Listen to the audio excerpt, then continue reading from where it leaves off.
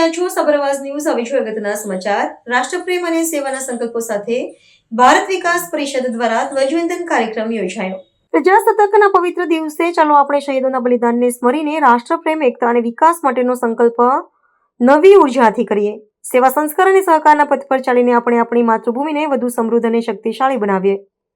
આ કાર્યક્રમમાં પરિષદના પ્રમુખ શ્રી નરસિંહભાઈ પટેલ, પૂર્વ પ્રમુખ શ્રી ગુણવંતભાઈ જોશી, મંત્રી શ્રી સંજયભાઈ સોની, સંસ્કાર ગતિવિધિ કન્વીનર શ્રી પ્રફુલભાઈ સુથાર, પર્યાવરણ સંયોજક શ્રી કિશનભાઈ સોની, ખજાનચી શ્રી અશોકભાઈ સોની, રાષ્ટ્રીય સમૂહગાન સંયોજક શ્રી હરીશકુમાર કુમાવત, શ્રીમતી હર્ષાબેન કુમાવત તથા શાળાના આચાર્ય શ્રી અજયભાઈ ત્રિવેદી, ટ્રસ્ટી મંડળ, શિક્ષકો અને વિદ્યાર્થીઓ ઉપસ્થિત રહ્યા હતા. આ કાર્યક્રમમાં ધ્વજવંદન શાખા ખજાનચી શ્રી અશોકભાઈ સોનીના હસ્તે કરવામાં આવ્યું. ત્યારબાદ શાળાની વિદ્યાર્થીનીઓ દ્વારા સુંદર મજાનું નૃત્ય પ્રસ્તુત કરવામાં આવ્યું. પછી ખજાનચી શ્રીએ પ્રસંગોપાત ઉદબોધન કરી બાળકોનું મોં મીઠું કરાવી કાર્યક્રમ પૂર્ણ જાહેર કરવામાં આવ્યો. રિપોર્ટર ચેતનભાઈ જોશી, ઈડર.